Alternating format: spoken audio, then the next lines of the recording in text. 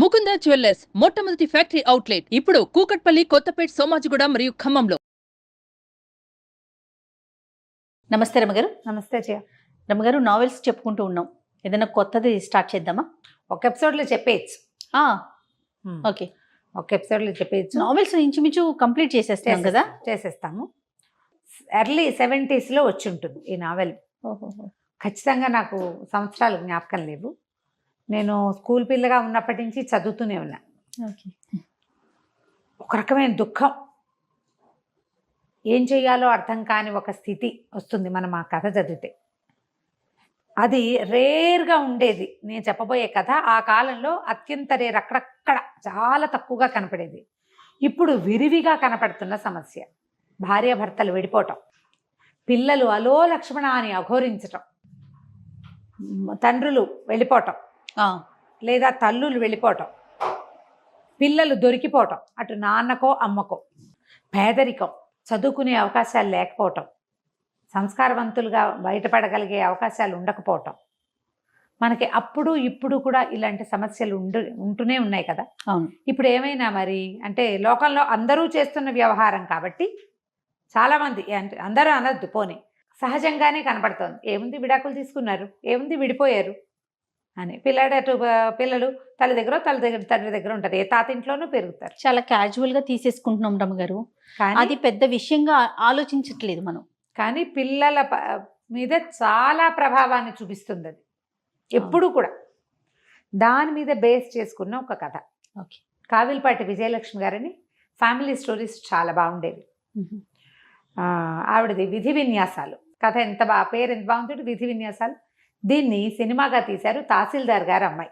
Okay, అయితే నేను ఆ సినిమా, అందులో ఒక వీణ పాట ఉంది, ఫేమస్ పాట, గుర్తు కూడా రాలే, రాత్రి నుంచి ఆలోచిస్తున్నాను నేను. జమున్ గారు ఆవిడ యాక్ట్ చేశారు హీరోయిన్గా. అయితే కథలో ఉన్నటువంటి కఠోరమైన సత్యాలు సినిమాలో ఉన్నాయో లేదో ఐడియా లేదు నాకు, నేను చూడలేదు. ఓకే, అది నా చిన్నప్పుడు వచ్చిన సినిమా.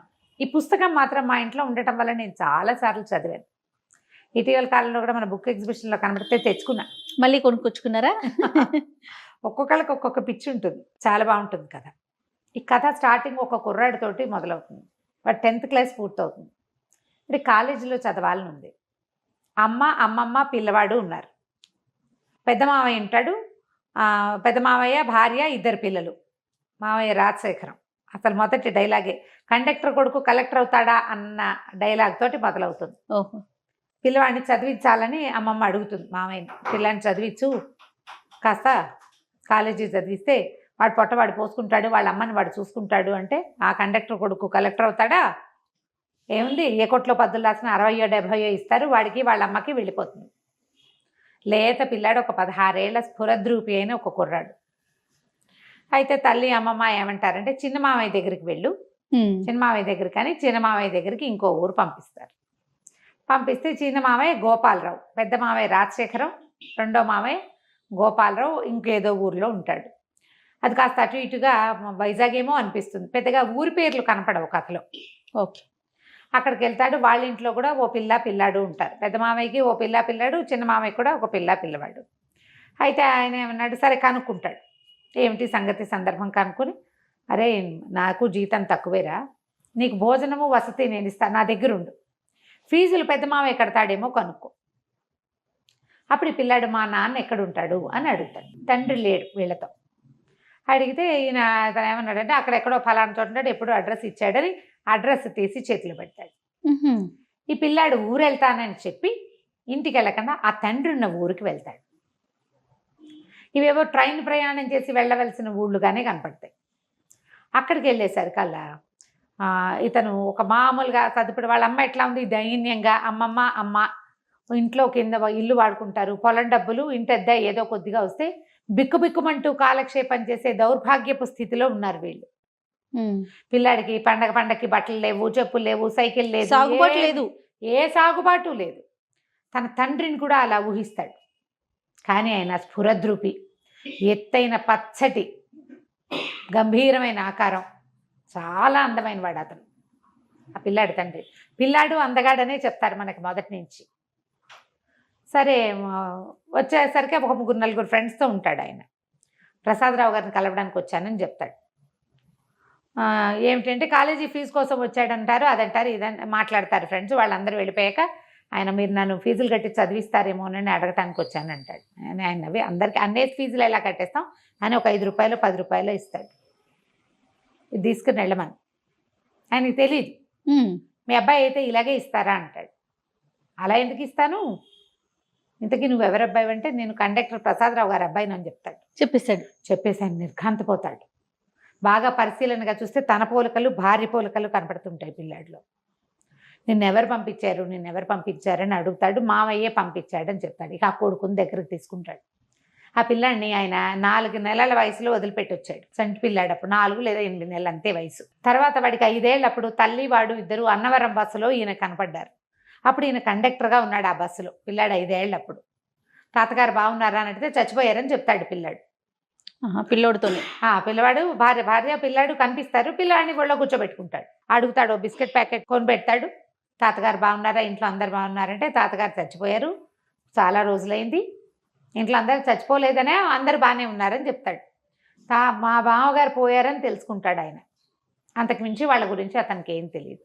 అక్కడి నుంచి ఇతను ఏం చేస్తాడు, సరే ఆయన పిల్లాడిని అట్ట పెట్టుకుని అన్నం తినిపించి తన మంచం మీద తన పక్కనే పడుకోబెట్టుకుని ఫీజులు కడతాను, నువ్వు మా మావయ్యకి ఉత్తరం రాసిస్తాను, నేను ఫీజులు కడుతున్నానని ఎవరికీ చెప్పద్దు అని చెప్తాడు. సరే ఉత్తరం పుచ్చుకొని డబ్బులు ఇస్తారు. ఇంత అక్కర్లేదంటాడు. కాదు పుస్తకాలకి వాటికి కావాలని ఆ రోజుల్లో 300 100 నోట్లు చూసి ఆశ్చర్యపోతాడు పిల్లాడు. అక్కడి నుంచి మావయ్య గారింటికి వెళ్తాడు. వెళ్తే ఏమిట్రా ఒప్పుకున్నాడు ఏమిట్రా మావయ్య అంటే డబ్బులు తీసి చేతిలో పెడతాడు. తండ్రి రాసిన ఉత్తరం ఇస్తే ఆశ్చర్యపోతాడు. ఊరిని భలేవాడివిరా నువ్వు, చూసిరమ్మంటే కాల్చి వచ్చావని ఉత్తరం చదువుకుంటాడు. సరే ఇక్కడే ఉండు, డబ్బులు ఫీజులు కడదామని మంచి కాలేజీలో చేర్పిస్తారు. ఏ కాలేజీయో మనకు చెప్పరు, కాలేజీ వ్యవహారాలు ఏముండవు. కాలేజీకే ఉత్తరం రాస్తుంటాడు తండ్రి కొడుకు ఉత్తర ప్రత్యుత్తరాలు నడుస్తాయి. మళ్ళీ ఇంకోసారి తండ్రి దగ్గరికి వెళ్తే ఆయన బట్టలు కుట్టిస్తాడు కొడుక్కి. సరదాగా ఉంటుంది. 16-17 ఏళ్ళ పిల్లాడు పచ్చగా పొడుగ్గా ముచ్చటగా ఉంటాడు. వీడికి మంచి మంచి బట్టలు వేసుకుని చూసుకోవాలని ఉంటుంది తండ్రికి. వీడి ఫీజులు ఎవరు కడుతున్నారు, చిదంబర రహస్యం, ఎవరికీ తెలియదు. మావయ్యకి తెలుసు కదా, ఈ మావయ్య కట్టాడు అనుకుంటారు. అయితే వీడు చెప్తాడు, ఎవరికి చెప్పద్దన్నారు మా నాన్న అని. ఉత్తరంలో కూడా అదే ఉంటుంది. అత్తయ్యకి చెప్తాను, ఆమె దగ్గర నుంచి రహస్యం బయటకు వెళ్ళదని, మళ్ళీ గొడవలు వస్తాయి మాకు అని భార్యకి మాత్రం చెప్తాడు. ఆవిడ ఎవ్వరికీ చెప్పదు. ఈ అన్నదమ్ముల మధ్య కూడా అంత విరివైన రాకపోకలు ఉండవు. కథ దాదాపుగా ఒక 6-7 సంవత్సరాల పాటు నడుస్తుందన్నమాట. మధ్యలో పాత కథ రివైవ్ అయ్యి కనపడుతుంది. సరే పిల్లాడు చదువుకోవటం మొదలు పెడతాడు. ఇంటర్మీడియట్ అయిపోతుంది, డిగ్రీలో చేరుస్తాడు. పెద్ద మావయ్యకి ఆశ్చర్యంగా ఉంటుంది. పిల్లాడికి కాన్ఫిడెన్స్, అంతకుముందు భయంగా బిక్కుమని పేదరికము, తండ్రి లేకపోవటం వల్ల చుట్టుపక్కల వాళ్ళంతా మీ నాన్న వెళ్ళిపోయాడు, మీ అమ్మని వదిలేశాడు లాంటివి విని పిల్లలు చాలా బేలగా ఉంటారు. ఎప్పుడైతే ఈ తండ్రి దగ్గరికి వెళ్ళటము, ఆయన డబ్బు ఇవ్వటము, ఆయన బాగా చూసుకోవటము, ఆయన చాలా మంచివాడని అతనికి తెలియటం, దాంతో ఒక కాన్ఫిడెన్స్ వచ్చేస్తుంది పిల్లాడికి. కాన్ఫిడెన్స్ పెద్ద సౌందర్యం, అన్నిటికంటే పెద్దది. అయితే ఈ పెద్ద మావయ్యకి ఆశ్చర్యంగానే ఉంటుంది. ఇంత డబ్బు గోపి ఎక్కడ ఎలా కడుతున్నాడు తమ్ముడు అర్థం కాదు. మెల్లిగా డెవలప్ అవుతాయి. వీళ్ళింట్లో ఓ పిల్లవాడు ఉన్నారు కదా, పద్మజ, గోపాలరావు కూతురు పేరు పద్మజ, పిల్లాడు ఒక సీను. రాజశేఖరానికేమో ఓ జయ, చంద్రం, 2 పిల్లలు. ఆ జయ చాలా అందంగా ఉంటుంది. ఈ పద్మజ కొంచెం సామాన్యంగా మేనత్త పోలికగా ఉంటుంది. దీనికి పూర్వగాథ ఏం చెప్తారంటే, తహసీల్దార్ గారు వెంకటరామయ్య గారు ఏదో ఆయన పేరు, ఆయనకి ఒక కూతురు 2 కొడుకులు. ఆ కూతురు పేరు మధుమతి. వాళ్ళ పక్కింట్లో ఒక ముసలి మామగారు ఒక కుర్రాడు అద్దెకుంటారు. పిల్లాడు ఏదో డిగ్రీ చదువుకున్నాడు, ఉద్యోగం వేయించమని తహసీల్దార్ గారిని అడుగుతుంది ఆవిడ. వీళ్ళింటికి కొంచెం రాకపోకలు ఉంటాయి. ఆ కుర్రాడు ఆ మధుమతి కొంత ప్రేమలో పడతారు. అబ్బాయి చాలా అందమైన వాడు. ఈ అమ్మాయి కూడా బాగుంటుంది, కానీ అతను ఎక్కువ అందగాడు. ప్రేమలో పడతారు. ఒక 2 సంవత్సరాలు గడిచేసరికి అలా 1 సంవత్సరం గడిచింది, ఉద్యోగం స్థిరపడింది అబ్బాయికి. పిల్లకి ఇతని మీద మనసు ఉందని తెలుసుకుని తండ్రి వాళ్ళిద్దరికీ పెళ్లి చేయాలనుకుంటారు. ఆ ముసలి మామగారు కాస్త చనిపోతే కుర్రాన్ని తెచ్చి తమ ఇంట్లోనే పెట్టుకుంటారు. చక్కగా పెళ్లి చేస్తారు. పెళ్లి చేసి తమ ఇంట్లోనే ఇల్లరికం ఉంచుకుంటారు. ఆ అబ్బాయి ఎంతసేపు బయటికి వెళ్ళిపోదా ఉంటాడు. ఆ అబ్బాయే ఈ ప్రసాదరావు, ఈ పిల్లవాడి తండ్రి. ఆ మధుమతి ఆ పిల్లాడి వాసు తల్లి. మన కుర్రాడి హీరో ఉన్నాడు కదా, వాసు అతని పేరు. అయితే వీళ్ళిద్దరూ కలిసి ఉంటారు. 5 సంవత్సరాలకు కానీ పిల్లలు కలగరు. 5 ఏళ్లకి ఈవిడ ప్రెగ్నెంట్ అయ్యింది. క్రమంగా ఏమైందంటే, ఆ రోజుల్లో ఏదో ఒక సంఘటన జరుగుతుంది. అదేంటంటే, ఆయన ఏదో ఒక ఉద్యోగం జోగయ్యో ఎవడో ఆఫీస్లో ఉన్నటువంటి ఒక ప్యూన్ తాలూకు ఉద్యోగం తీసేసే ఒక ఇది జరుగుతుంది. జరిగితే ఆ జోగయ్యకి ఈ ప్రసాద్కి స్నేహం ఉంటుంది బాగా. ఇతను ఆ కాగితం నేను పెట్టనంటాడు. ఆయన తహసీల్దారు, ఇతను యూడీసీ, ఒక హెక్లార్కో ఏదో అవుతాడు ఇతను. ఆయన ఎంత బాగానో చూసుకుంటారు అల్లుడిని. మంచి మంచి బట్టలు కుట్టిస్తారు, ఎంత బాగుంది, ఓసారి ఎట్రా ఇట్రా అని బట్టలు చొక్కా సరిపోయింది లేదో చూస్తారు.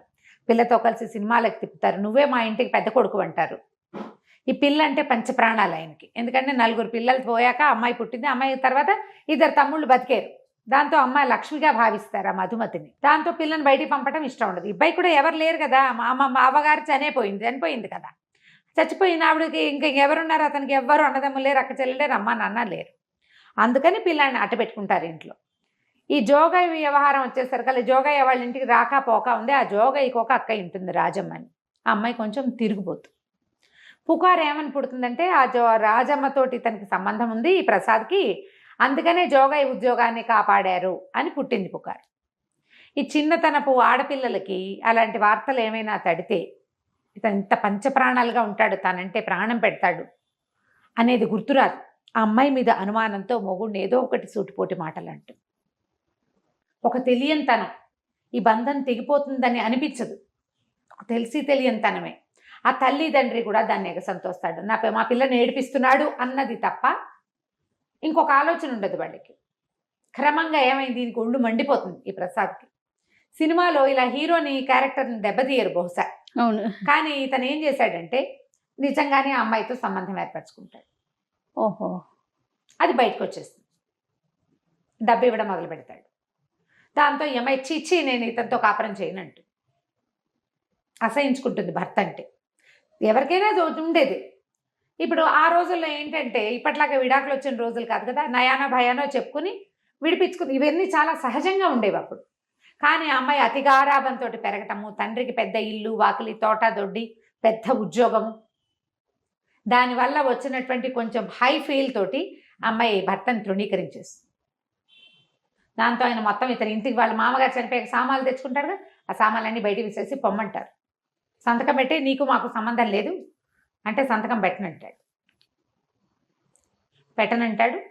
ఆ కాగితం చింపి పారేస్తాడు, వెళ్ళిపోతాడు, సామాన్లు వదిలేస్తాడు. ఏం చేస్తాడు, ఆఫీస్లో ఉద్యోగం, మామగారికి ఇచ్చిన ఉద్యోగం కదా, మామగారు మొహమే గిట్టనప్పుడు ఉద్యోగం ఎలా చేస్తాడు.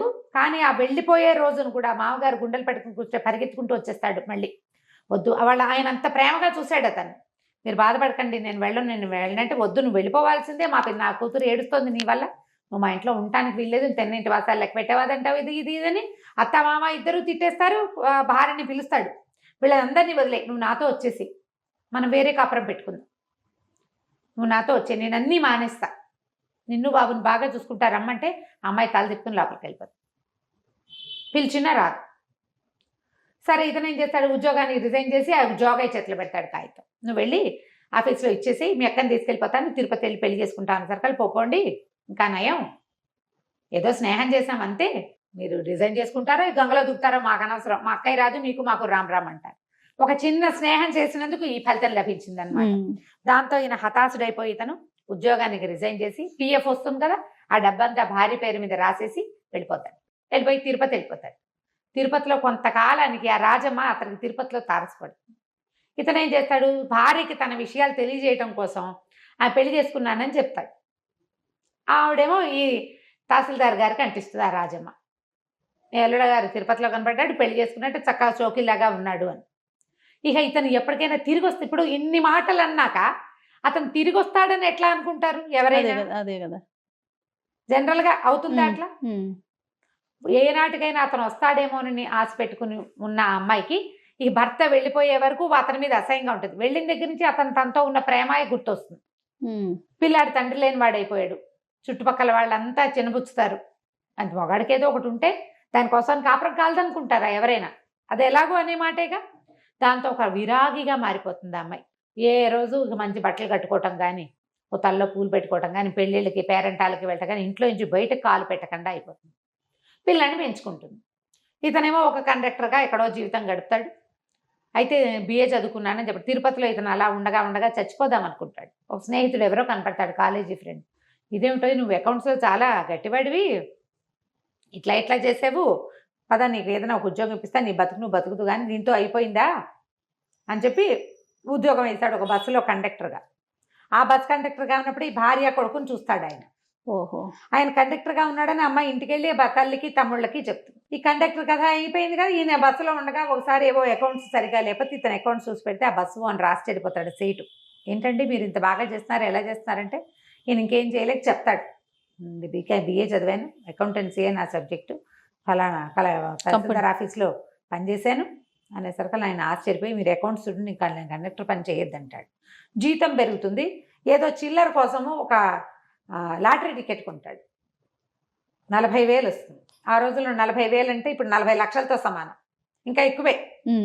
అయితే రక్షణ నిధికి ఇచ్చేస్తాను, ఈ డబ్బు నేనేం చేసుకుంటాను, భార్య పిల్లాడు నా నుంచి సెపరేట్ అయిపోయారు, జీవితం మీద ఆశ లేదంటే ఆయన ఒప్పుకోడు. అలా వద్దు, ఎక్కడైనా డబ్బు మదుపు పెట్టండి, మీకు కాకపోతే ఎవరికో వస్తుంది, డబ్బులు వస్తూ ఉంటాయి, ఎవరికైనా పిల్లలకి పేద పిల్లలకి చదువుకోవడానికి దానికి సహాయం చేద్దురు. కానీ ఓసారి డబ్బు ఇచ్చేయటం ఏంటండి, ఓ 2,000 ఇవ్వండి, మిగిలిన 8,000 మదుపులు, మిగిలిన డబ్బులు మదుపు పెట్టండి అని బలవంత పెడతాడు. పెట్టేసరికల్లా కొంత డబ్బు రక్షణ నిధికి ఇచ్చి ఒక రైస్ మిల్ ఏదో కొంటాడు. అట్లా అట్లా బ్రెయిన్ బాగుంది, మంచి తెలివైన వాడు కదా, అట్లా అట్లా అట్లా డెవలప్ అవుతుంది. ఈయన చక్కగా మంచి పెద్ద బిజినెస్, షాపు, బోల్డన్ వ్యవహారాలు ఉన్నాయి. ఈయన ఇలా ఉండిపోయాడు. పెళ్ళానికి అహంకారము, పొగరు అనుకుంటాడు అతను. ఆ అమ్మాయికి ఎలాంటి దుర్భరమైన జీవితం లభించింది చివరికి ఆయనకి తెలియదు. పిల్లాన్ని భార్య పంపించిందని ఒక అనుమానం ఉంటుంది లోపల. వాడు ఒట్లు సత్యాలు పెట్టుకుంటాడు, అవి కాదు మా అమ్మ పంపలేదు, మా అమ్మకి అసలు తెలియదని. ఇప్పుడు ఈయన ఈ డబ్బులు ఇస్తున్న సంగతి చెప్పొద్దంటాడు. ఈ పిల్లాడు చక్కగా కళగా మంచి మంచి బట్టలు వేసుకుంటాడు, చక్కగా చదువుకుంటాడు, బిఏ అయిపోతుంది. అయితే డిగ్రీ అయిపోయాక ఇంకా నేను చదవను అని తల్లి చెప్తాడు. ఇతను తల్లిని చూడడానికి వెళ్ళేసరికి ఏమవుతుంది, మేనమామ, పెద్ద మేనమామ పక్క దగ్గరే ఉంటారు కదా, వాళ్ళు పొలం డబ్బులు అవి ఇవ్వడం మానేస్తారు. వాళ్ళు ఏం చేస్తారంటే ఆస్తులు, నాన్నగారు చనిపోయాక ఆస్తులు వాటా వేసినప్పుడు 2 వాటాలే పడతాయి. ఆడపిల్లకి ఇవ్వకపోతే రెండో అతను పొట్లాడతాడు, ఆ గోపాలరావు అన్న అతను. అది తప్పు, అక్కయ్య మనతో ఉండిపోయింది, నాన్నగారే అక్కయ్య జీవితాన్ని ఇట్లా చేశారు, ఇది పనికిరాదు, మనం ఇంటి మీద అద్దె తీసుకోవద్దు, పొలం డబ్బులు తీసుకోవద్దు, ఆస్తులు మనవి, అమ్మ అక్కయ్య ఉన్నాళ్ళు, అక్కయ్య కొడుకు బతికి బాగుపడేదాకా అక్కయ్యకి కూడా వాటా ఇవ్వవలసిందే అని ఇతను పట్టుబడతాడు. ఎప్పుడైతే ఈ పిల్లాడు బ్రహ్మాండంగా చదువుకుంటూ జామని బట్టలు వేసుకుని తిరుగుతూ వాచీలు పెట్టుకుంటూ ఉండేసరికల్లా మేనమావకి ఏమనిపిస్తుంటే, డబ్బంతా నీ కొడుక్కి దోచిపెట్టి ఇక్కడ పేద వేషం వేస్తున్నావు, ఇక నేను మీకు డబ్బు ఇవ్వను అని చెప్పేస్తాడు. అయితే కథలో ఒక అర్థం కాని మ్యాటర్ ఎక్కడ కనపడుతుందంటే, అమ్మాయికి ఒక 30 తులాల బంగారము, పట్టు చీరలు అవి ఇస్తాడు ప్రసాదరావు. ఆ బంగారం ఏమైంది అనే మాట చెప్పరు. పెళ్ళప్పుడు మా అమ్మది అని చెప్పి ఇస్తారు, మంచి మంచి వస్తువులు కొనిపెట్టారని చెప్తారు. మరి ఆ బంగారం ఆయన పట్టుకెళ్ళాడో ఈవిడ పట్టుకెళ్ళిందో అర్థం కాదు. మరి నా చిన్నప్పుడే నాకు అర్థమయ్యేది కాదు. వీళ్ళ దగ్గర గోల్డ్ ఉంది కదా, మరి ఆ గోల్డ్ కూడా పారేసింది. ఇతను సామాన్లు వదిలిపెట్టి వెళ్ళిపోయాడు కదా, నాన్నగారు ఏం చేస్తారు, అవన్నీ దానం చేసేసారు. ఆఖరికి ప్రావిడెంట్ ఫండ్ డబ్బు భర్తది కూతురుకు వస్తే అది కూడా ఆయన రక్షణ నిధికి ఇచ్చేసారు. వాడి డబ్బు కూడా నాకు వద్దని. కానీ వాడి కొడుకు మాత్రం ఉండిపోయాడు ఆవిడ దగ్గర. ఇప్పుడు డబ్బు వస్తువుల కంటే పిల్లలు ఎక్కువ కదా, జీన్స్ కదా అవి, అది ఆలోచించారు. దాని కొడుకే అనుకుంటారు, అతని కొడుకు అన్న ధ్యాస ఉండదు. చాలా మంది చేస్తారు ఇలాంటి ఆలోచన, పిల్లల దగ్గర ఆలోచించారు అట్లా. సరే ఏమవుతుంది, డబ్బులు లేవు, తల్లి పరమ పేదరికంలో ఉంటుంది. మా అమ్మమ్మ ఒంటి పూట తింటున్నారు, నేను ఇంకా చదువుకోనని ఏడ్చి మొత్తుకుంటాడు తండ్రి దగ్గర. ఆయన ఒప్పుకోడు. నువ్వు కండక్టర్ కొడుకు కలెక్టర్ అవుతాడా అన్నాడు మీ మామయ్య. కలెక్టర్ అయ్యి చూపించాలి, నువ్వు సెటిల్ అవ్వడం కావాలి, నువ్వు కలెక్టర్ అయ్యి భార్య పిల్లలతోటి బాగుంటే చూడాలనుంది నాకు, నువ్వు చేయడానికి వీల్లేదంటే మా అమ్మ ఇట్లాంటి పరిస్థితుల్లో ఉంటే నేను ఇలా మీరు కుట్టించిన ఉలెన్ సూట్లు అవి వేసుకుని వాచీలు ఉంగరాలు పెట్టుకుని స్కూటర్ కొని పెడతానంటాడు. ఎంఏకి యూనివర్సిటీ దూరం కాబట్టి స్కూటర్ కొంటాను, స్కూటర్ నేర్పిస్తాడు మనిషి వచ్చేంటే. ఒప్పుకోడు వీడు పిల్లవాడు. ఒప్పుకోకపోతే ఆయన గట్టిగా బతిమలాడి, సరే మీ అమ్మకి నేను ఏర్పాటు చేస్తానని ఓ 10 చీరలు వీడికి బట్టలు కొని వాసుకి, భార్యకు కూడా బోళ్ళని చీరలు నా జాకెట్లు అన్నీ కొనిచ్చేసి నువ్వు పట్టుకెళ్ళు, మీ మామయ్యకి నేను ఉత్తరం రాస్తానని చెప్తాడు. వీరు తండ్రి దగ్గర నుంచి ఇంటికి వెళ్ళేసరికల్లా తల్లి వస్తుందన్న కబురుతో సిద్ధంగా ఉంటుంది. అయితే ఈ గోపాలరావు ఏం చెప్తా అంటే, మీ నాన్న నువ్వు ఉంటున్నావు కాబట్టి నాకు డబ్బు ఇస్తూనే ఉన్నాడు, మీ అమ్మని తెచ్చి నా దగ్గర పెట్టుకోమని చెప్తున్నాడు, నేను తీసుకొస్తానులే అని చెప్పి వాళ్ళ అన్నదమ్ములు ఇద్దరు మాట్లాడుకుని, ఇక అక్కయ్యని నా దగ్గర ఉంచుకుంటా, తన కొడుకు చదువుకున్నాక వాళ్ళిద్దరు వాళ్ళ దారిని వాళ్ళు వెళ్తారు, అమ్మని నువ్వు అట్టి పెట్టేసుకో, పొలం డబ్బు ఇంటి మీద వచ్చే అద్దె సగం తీసేసుకుందాం అని చెప్పేసి, అక్కయ్య నువ్వు నా దగ్గర ఉండు, నీ కొడుకు చదువు పూర్తయ్యేదాకా అని వాళ్ళ అక్కని పిలుచుకుంటాడు. ఏరా అమ్మని నువ్వు అన్నయ్య పంచుకున్నారని బాధపడుతుంది, కానీ మెల్లిగా వీళ్ళ ఇంట్లో ఎక్కష్టం అయిపోతుంది. ఈ కథలో ఒక అంతర్వాహినిగా మనకేం కనపడుతుందంటే ఈ గోపాలరావు కూతురు పద్మజ ఆ పిల్ల ఈ వాసుకి అట్రాక్ట్ అవుతూ ఉంటుంది. కానీ ఇతనికి అలాంటి భావాలు ఉండవు.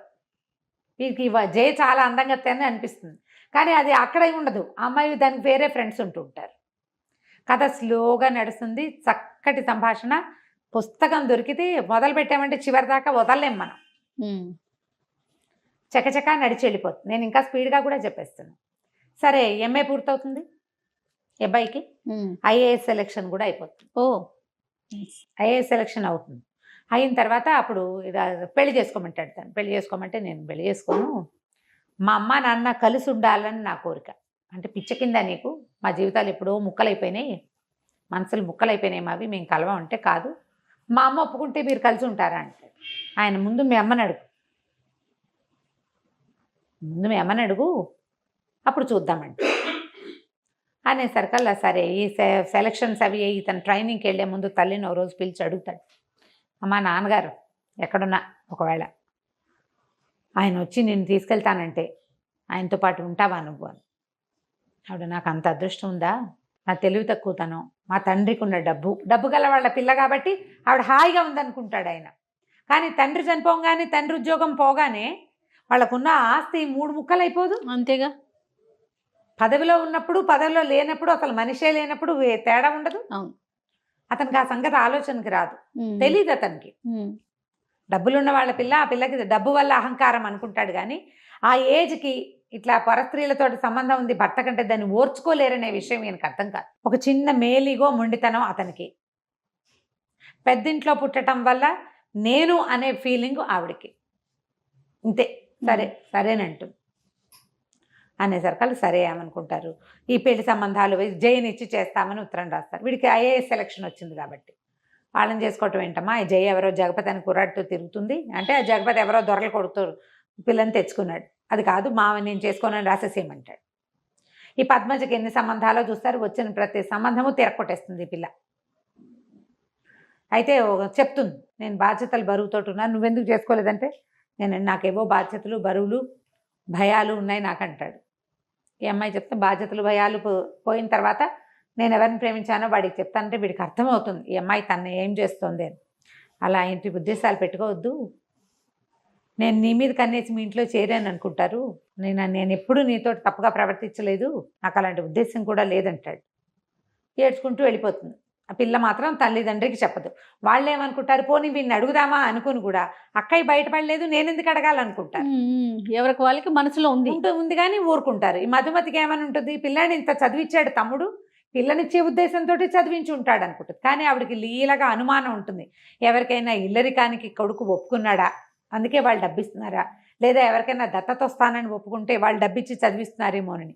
వాటికి ఒప్పుకోవద్దంటుంది. పక్కింట్లో ఉన్న తహసీల్దార్ గారికి ఒక లావుగా నల్లగా బొద్దుగా ఉన్న పిల్ల ఒకటి ఉంటుంది, వాళ్ళు ఉద్యోగం వేయిస్తామని మనవరాలను చేసుకోమంటారు. ఈ అమ్మాయి చెప్తుంది, తహసీల్దార్ గారు వీళ్ళ పక్కిల్లే, ఈ పక్కింట్లో అద్దెకుంటే కదా నా భర్తకు ఉద్యోగం వేయించి నేను ఇంట్లోకి తీసుకొచ్చుకున్నాను, నా పిల్లాడు ఇల్లరికం వెళ్ళకూడదు. ఈ ఉద్యోగస్తులు ఉద్యోగం వేయించగలిగే వాళ్ళ ఇంటి పిల్లని చేసుకుంటే వాళ్ళ నాన్న బతికే అవుతుంది, వాడిది కూడా. ఈ పిల్లాడు ఇంచుమించుగా వాళ్ళ నాన్నక మళ్ళీనే ఉంటాడు.